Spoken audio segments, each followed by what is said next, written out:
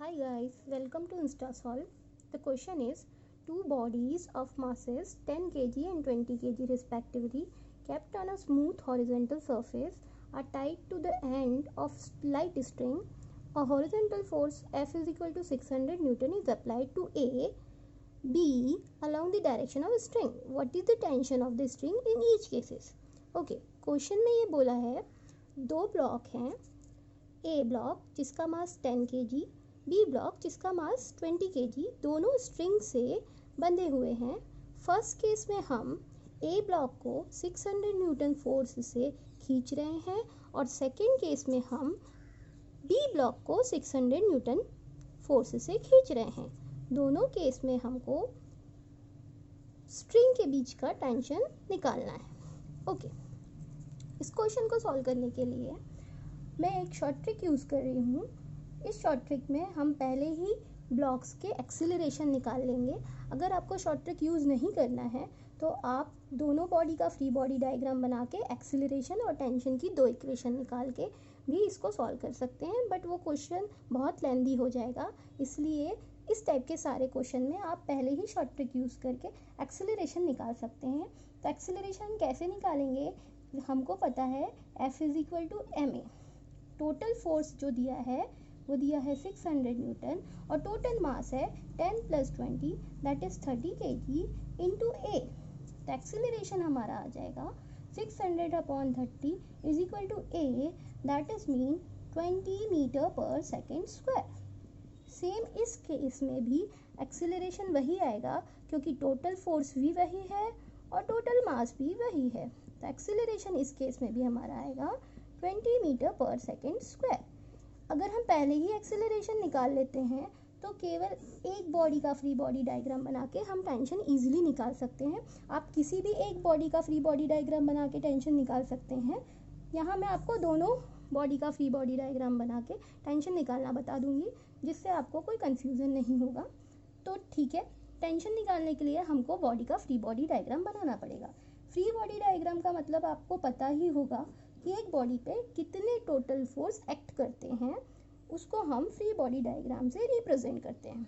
Okay, आपको free body diagram बनाते समय सबसे पहले ये देखना होगा कि टेंशन का फोर्स हमेशा पुल करता है। मींस टेंशन का फोर्स अगर बी ब्लॉक पे लग रहा है तो बी ब्लॉक को पुल करेगा और अगर ए ब्लॉक पे लग रहा है तो ए ब्लॉक को पुल करेगा।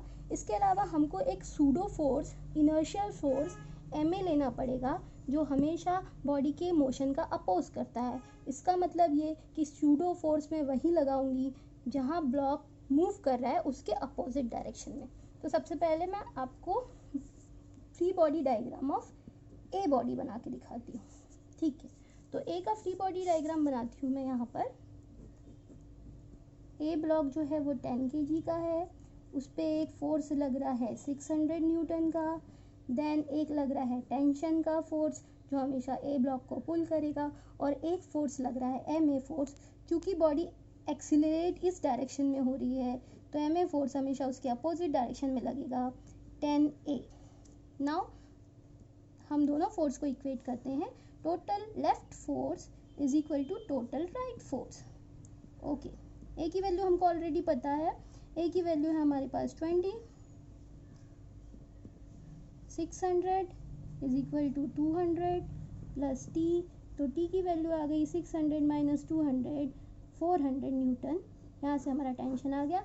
आप चाहें तो बी ब्लॉक का भी फ्री बॉडी डायग्राम बना सकते हैं। यहाँ मैं बी ब्लॉक का फ्री बॉडी डायग्राम बना रही हूँ। बी ब्लॉक का फ्री बॉडी डायग्राम, तो बी ब्लॉक को एक टेंशन पुल कर रहा है।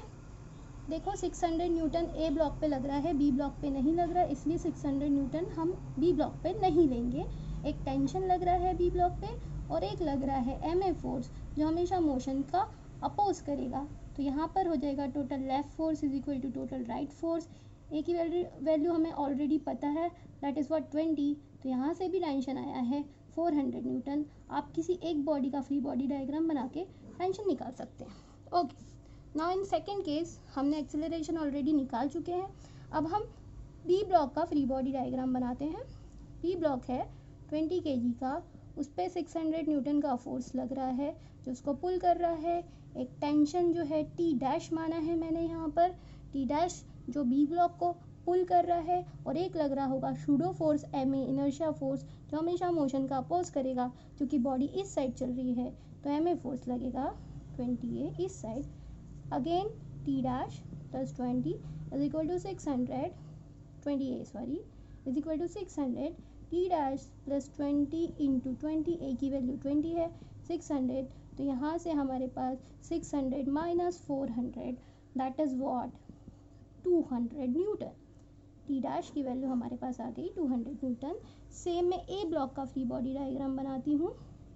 ए ब्लॉक के फ्री बॉडी डायग्राम बनाने में एक टी डैश है जो ए ब्लॉक को पुल कर रहा है, ठीक है, और एक एम ए है सूडो फोर्स जो हमेशा मोशन का अपोज करेगा।